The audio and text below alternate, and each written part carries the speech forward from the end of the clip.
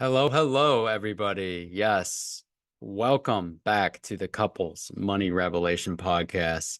And if you're watching on video right now, it's not my normal background, guys, and it is my lazy approach a little bit. I don't have my normal live background with the fake bookshelf and all that other pretty stuff and like that. This is the lazy Zoom background.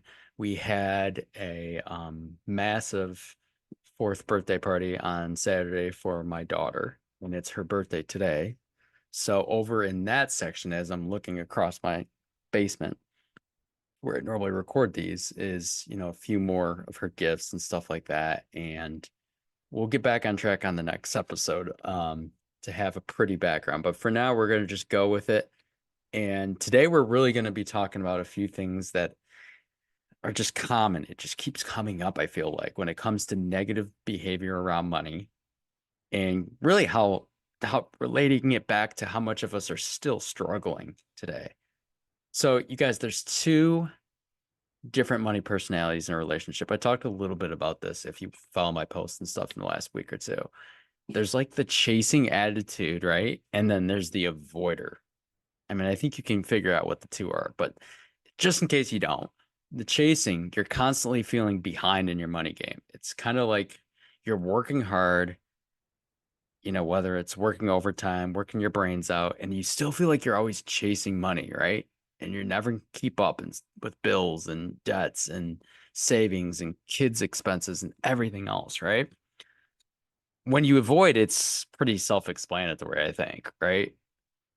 I'm avoiding the scenario. You avoid the conversation. You don't want to talk about it. You avoid looking at your numbers. You keep telling yourself and your partner that, you know what? Everything's going to be okay. Everything's going to be okay. Usually when you can't even guarantee that, you really can't. But it's more than that in avoiding when it comes to just money as well, right? I mean, we avoid in a lot of scenarios. Maybe our marriage isn't going well. Uh, maybe it's not going well at home with our kids, our family. Maybe the job isn't going well. I just don't want to talk about it. I don't want to talk about it. It's a pretty common thing, right? So the beauty of working with couples is that when I work with them, we dig into the entire picture, right? And we discuss the mindsets, all while bringing them together to realize that the end goals are all in the same frame. You guys may have heard me say that. Clients have heard me say it. You guys were in the same picture here. We need to bring everything back into the same picture.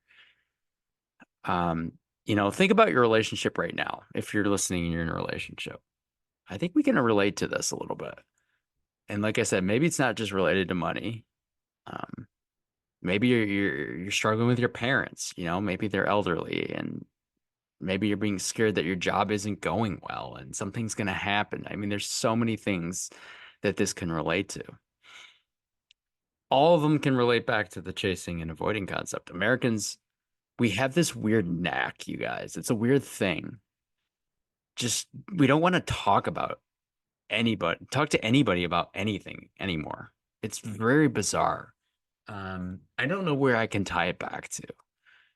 And, me and Austin, who is another financial coach, I'm in Missouri. We were talking on his podcast. It's coming out. That's a second bump for Austin's podcast episode coming out. It's coming out in a month and a half.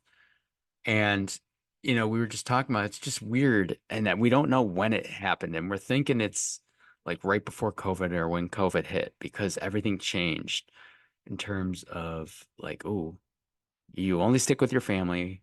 You got to wear a mask. You got to stay indoors. If you get sick, you can't come out for 5 to 10 days, like into the office and you got to jam things up your nose. And then kids were in school and then they weren't in school and then they were working from home. And it's like our social aspect in this country completely changed. And I think we got just so inept and so used to being like a year straight on and off, a year and a half, we'll call it on and off of being in our house and being around only our family, which is good. It brought a lot of families closer, but then everyone forgot about everything else, I feel like. And all of a sudden, no, I don't want to talk to people. I don't know. I mean, what if you have COVID? You're coughing. let's not make this political. Sorry, I got off track, but we're scared to talk to people about these scenarios. You know, when you're in deep with money or your relationship, which it relates all back, right? I mean, divorce, number one reason is because of money, right? So if you're struggling with your money and your budget, and you're probably struggling with your relationship to an extent, it's scary to talk about that, you guys. Not a lot of people want to be like, hey, I want to open up to this coach or open up to this therapist or open this up to this. But guys, I have friends and I've talked to a few therapists recently that are quite busy all of a sudden. They've always been pretty busy, but they got slammed in the last couple months. A couple of them I'm talking to, which is good, meaning people are starting to open up a bit. That's a good thing and admit they need some help. But overall, how many times have you heard, oh, well, we need more mental health, workers in this world? Definitely need more people, social workers, and that. We just need so many more. And that usually, honestly, I think is relates to like middle school and high school kids, um, that go through a lot and a lot of trauma and stuff like that. But I mean, yeah, but they need to have work, guys, and they need people booking them consistently. So when we sit there and say, well, we need a lot more mental health help. I mean, yeah, there's been a lot of signage the last 10 or 15 years. Mental health has become a better thing in terms of people, admitting they need help, and there's people here to help them. But overall, there's still people not willing to go out and talk to people. It's another topic, but I think we really need stronger therapists, like I said, mostly in high schools, college, middle schools, because I think that's where we can hit them young and really even before their, if you want to relate it to money, before their money journey too, right? And get them understanding how to control these things. It's hard to admit you have some kind of issue. It really is. It's hard to admit that, you're not okay. I was talking to a client the other day, or not a client, a couple the other day. It wasn't a client. And my wife and I were both in the same area. We were talking and he said, hey guys, how have you been? How have you been? Their answer, you guys? Yeah, just working our brains off, working overtime. It's like work, work, work. We work consistently to keep up with the times. Oh my God, shit, dude. I'm sorry. This world is so tough, right? We work our brains off just to stay up with inflation. Most of us can't even keep up still. There's normal bills, there's debts, there's whammies, car troubles, retirement, savings. Damn, we go through a lot, guys. It's stressful, man. We need all the help we can get. And when we don't get help, then a few things happen, right? And I kind of related back this a little bit. I'm not gonna lie. I talked about this in my newsletter last week. Maybe you guys should subscribe, right? I can drop that in the comments on YouTube and everything else. The first one is I feel like giving up. We've already talked about it, right? A lot lately. Bad things don't stop happening. It's always, I'm running out of ideas. I don't know what to do. It's always happening to me. These are actual quotes that I've heard over the last couple months, you guys. Let's break them down. We give up. This feels easy, right? I'll just give up. I tried, didn't work, give up. But what does that phrase actually mean to you guys? I want you to think about it. Would giving up mean you just lay in bed and mope, not want to do anything? Maybe potentially not keep looking for a new job. If that's what you are, you lose your job. Yeah, I give up. I've applied 50 different times. I give up. There's no hope some coming. Guys, there's hope coming. There's hope coming. You cannot give up. Guys, I'm looking at the camera right here. You can hear me on audio if you're listening on audio. There are people in this world that don't have half as much as you look forward to every day.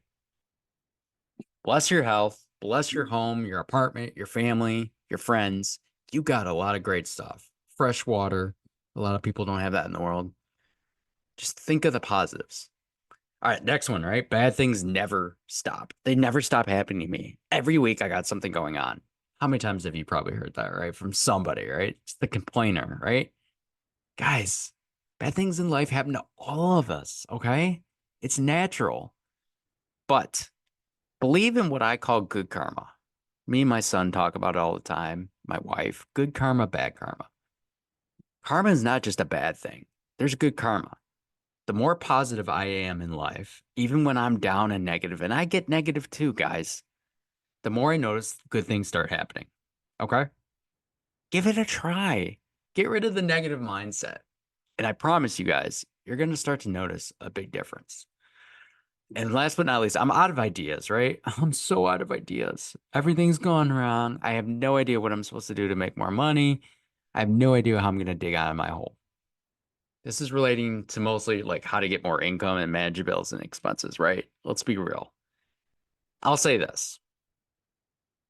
Every single person I talk to and work with is completely different. I emphasize that, guys, in my coaching all the time. There's no one way to do this or to do that.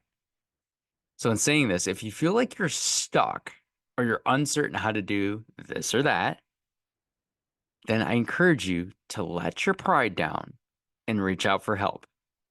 Doesn't have to be me. Might be a different category, therapist, whatever it is. There's so many professionals, you guys, right there waiting to guide you. They really just need you to send an invite into their world. Guys, until next time, I'm your couples money coach, Brian, and thank you for tuning in to the Couples Money Revelation podcast. As always, stay blessed and positive.